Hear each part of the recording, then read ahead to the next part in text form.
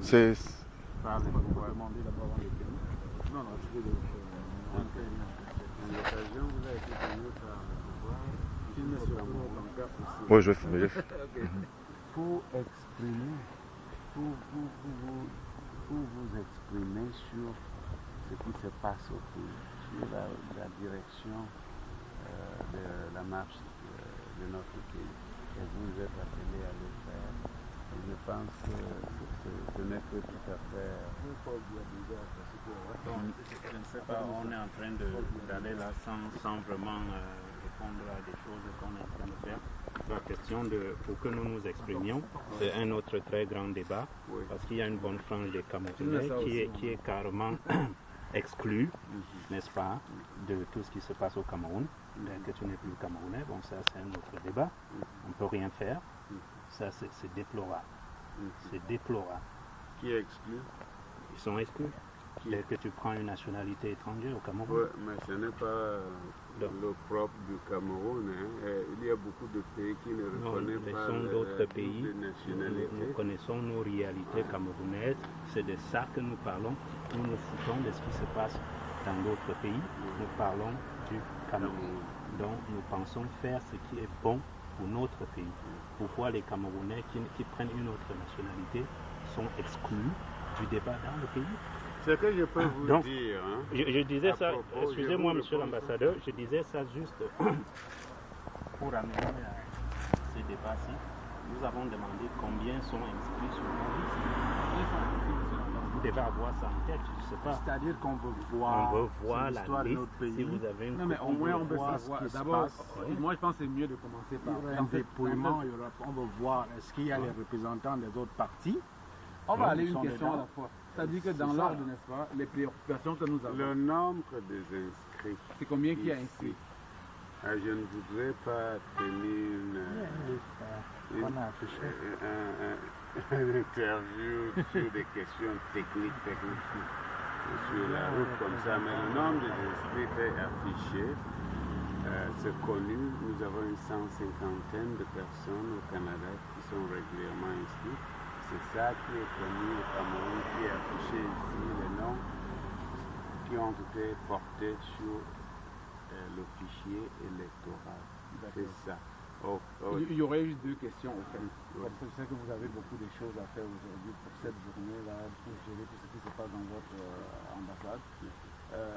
La deuxième question, c'est de savoir est-ce que les représentants des autres partis qui sont en concurrence sont dans la salle pour superviser les opérations électorales?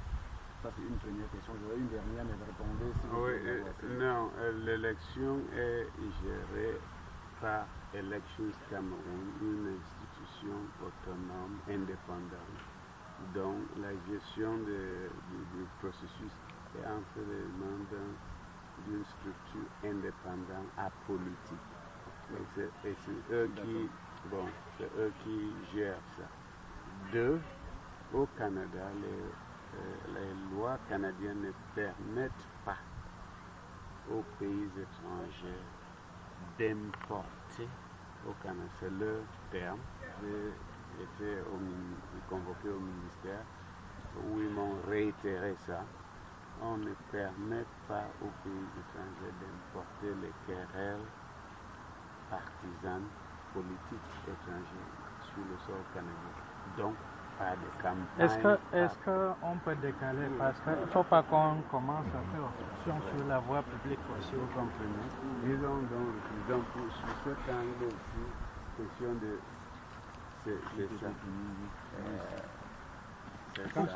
Attention. Et vous savez, si c'était... D'accord. Donc pour cette question, c'est assez bien répondu. Et pour sa question concernant... parce qu'il faut être franc avec vous. Vous dites que les gens, sous la double nationalité, restez rassurés. Vous avez, en tant que diaspora camerounaise, réussi à porter cette question sur l'agenda politique de notre pays. Et je crois savoir que une première réponse a été donnée. étaient deux questions essentielles, le vote de la diaspora et la question sur la double nationalité. Les deux, le président de la République a fait une déclaration à Paris sur les deux questions. Donc vous avez réussi le pari de porter cette question sur l'agenda politique. Et ne vous sous-estimez pas ce que vous faites. Mais quand vous exprimez, laissez un peu de temps aux autres de réfléchir au contour du problème. Il y a des implications constitutionnelles, il y a un tas de choses qu'il faut régler. D'accord. L'autre question, c'est de savoir, parce qu'on nous parle tantôt de 133 personnes qui ont été inscrites sur la liste électorale. Ici? Oui. Non. Tantôt de 150, de 155. Lequel de ces chiffres-là est juste? Attends, et puis de deux, juste pour finir, non, ça c'est la dernière. Est-ce qu'on peut s'assurer que les résultats qui sera publié à Yaoundé à la suite de ces élections vont se porter sur les 155 qui ont été inscrits? Puisque vous allez connaître, vous êtes censé connaître tout ça. Il n'y aura pas de problème, je ne vois pas. Non, parce que pour nous, c'est juste savoir, c'est comme une jauge, n'est-ce pas, par rapport au Canada, parce que ce qui se passe pour le reste, on n'a pas le contrôle dessus, mais ce qui se passe dans notre diaspora, ce qui se passe là, va refléter notre diaspora. Donc, avant que j'en finisse, si le résultat final, après qu'on ait rendu public qu'il y avait 155 personnes inscrites, et au résultat qu'on publie à la commission électorale à Yaoundé, ça ne reflète pas les 155 inscrits, ça serait déjà un grand problème. C'est juste ça, ça serait une indication facile pour vérifier de l'organisation des élections. Si on publie sur la liste des inscrits, il y a 155 personnes et au résultat, on voit plus de 155 personnes. Il est clair pour n'importe qui, ça devient un problème. Monsieur l'ambassadeur, je me permets d'interrompre. Ce que j'ai demandé à monsieur l'ambassadeur aujourd'hui, pour le souci de rendre honneur à l'histoire de notre pays, il faut qu'on soit réaliste. L'élection ici à Ottawa n'est pas significative sur 20 millions de Camerounais. Ce qu'on veut voir, monsieur l'ambassadeur, et on est sûr et certain, que parmi les 150 personnes qui sont là, Paul Biya n'aurait même pas 50. C'est tout ce que l'on veut savoir, voir comment vous allez dépouiller pour dire à Ottawa, Paul Biya a eu la majorité malgré tous les candidats. Et je ne comprends pas pourquoi on ne peut pas le voir. C'est l'histoire de notre pays qu'on le voit. Comment ça va être dépouillé aujourd'hui par l'ELCAM? Pourquoi l'ELCAM c'est une cellule occulte? Pourquoi ils vont dépouiller ailleurs? Pourquoi moi en tant que Camerounais je ne peux pas voir le dépouillement? Je pense qu'il n'y a pas une décision administrative qui m'interdit de voir comment on compte le nombre de votes pour voir est-ce que Paul Biya a eu la majorité à Ottawa. Mais si vous ne faites pas partie du processus, si vous ne faites pas partie du processus, comment entendez-vous maîtriser ce qui se passe? On va voir, monsieur. Comment entendez-vous? On dit que les absents ont toujours tort. Il fallait être dedans. Il fallait. Voilà pourquoi il fallait que vous soyez inscrites. Mais nous n'avons pas été les gens qui. Non, écoutez, les gens qui ont voté, les électeurs, on doit avoir comment on a géré le vote. Lors du dépouillement. Mais si vous êtes mis à l'écart, comment vous allez pour répondre à sa question, s'il vous plaît, pour répondre à sa question, c'est simple.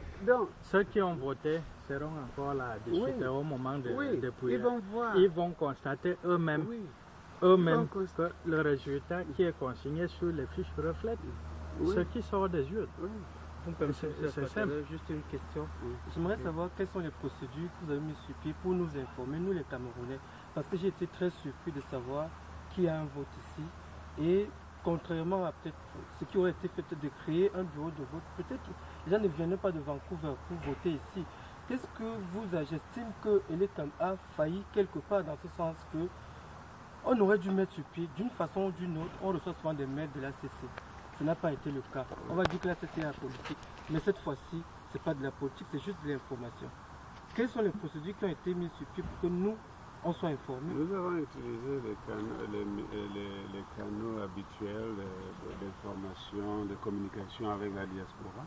On a un tas de communiqués, même maintenant, si vous allez sur le site web de l'ambassade, vous verrez tous les communiqués qu'on a envoyés dans les associations, partout. C'est vraiment dommage que vous n'ayez pas eu toutes ces communications, mais on a fait notre mieux. J'ai essayé de personnellement veiller à ça, et de communiquer en anglais, en français, à l'attention de tout le monde, tous les Camerounais. Et les gens, vous voyez, il y a pas mal de gens qui descendent là pour voter. Vous voyez vous-même, des groupes qui viennent de Toronto, ils sont à 5 heures de route. Lac Saint-Jean, je suis assez... Big Joe, toi c'est Lac Saint-Jean. Lac Saint-Jean, Chicoutimi, Lac Saint-Jean. Des gens qui viennent de... Oui, mais ça, les députés ADPC. C'est ça, donc c'est ça. Voilà, tous ceux qui ont intérêt, tous ceux qui ont intérêt à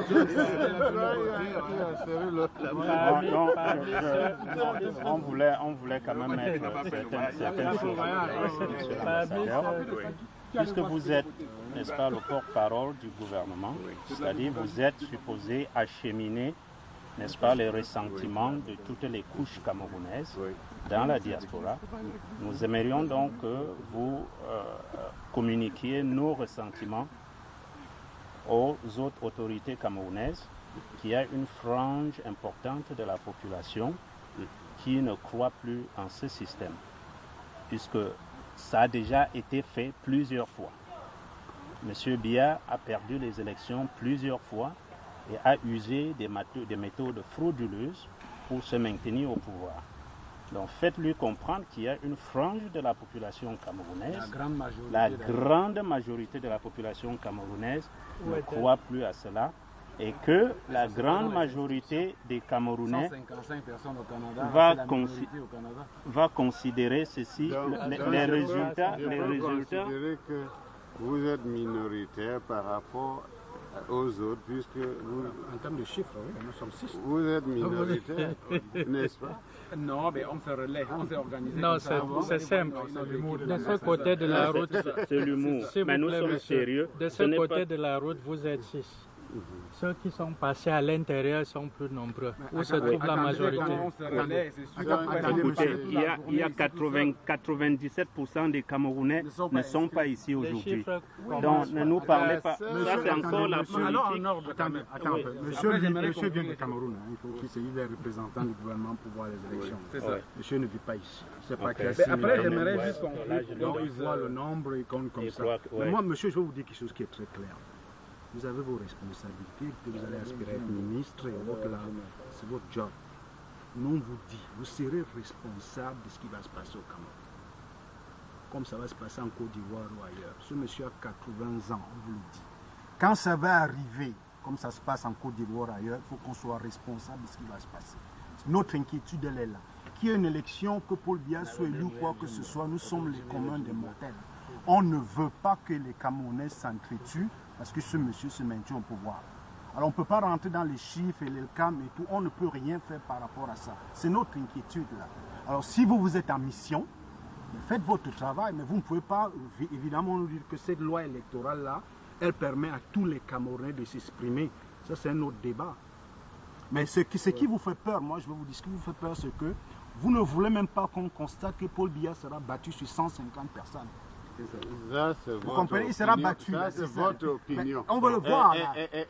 Il sera battu, il n'aura même pas 30 personnes. Vous avez tort. Oui, bon, mais laissez-nous voir le dépouillement. Le dépouillement sera fait par le RDPC, mais ils vont perdre. Non, ça ne sera pas. Ça ne sera pas. Et deuxième chose, je vous réponds. Hein, vous dites que le Cameroun sera mis à feu et à sang. On a peur, monsieur, on n'a pas dit ça. Vous avez peur. Pas ça. Moi, je sors du Cameroun. C'est moi qui risque d'être tué dans votre scénario. On n'a pas dit scénario, on n'a pas des inquiétudes. Non, laissez-moi terminer. Moi, j'ai une question.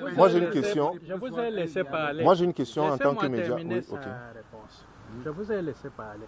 Vous avez dit que tout est négatif, ceci. Nous sortons de là. C'est nous qui vivons ça. Vous êtes ici dans la tranquillité de chez quelqu'un d'autre. Donc, vous pouvez vous permettre ça. Si nous, on n'a pas tellement peur de ça, vous dites on a peur. On a peur de quoi? À Yaoundé, je me promène le jour comme de nuit. Vous faites partie Là du où je système. Monsieur, j'ai une question, s'il vous plaît. J'ai une question pour la radio. J'ai une question pour la radio. Non, peut-être à son excellence tout à l'heure, lorsqu'on a posé la question sur le dépouillement, j'aimerais savoir, est-ce qu'on sait que ELECAM n'a pas le droit de donner les tendances ou des résultats provisoires? Est-ce que ce serait démocratique de promulguer ici les résultats? Est-ce qu'on a le droit de promulguer les résultats ici avant qu'ELECAM les promulgue? Parce que vous avez dit tout à l'heure que... Après, monsieur l'ambassadeur, j'aimerais Je n'ai pas terminé. Parce que lorsque vous demandez à ce que le dépouillement et les résultats... Non, je pose la question.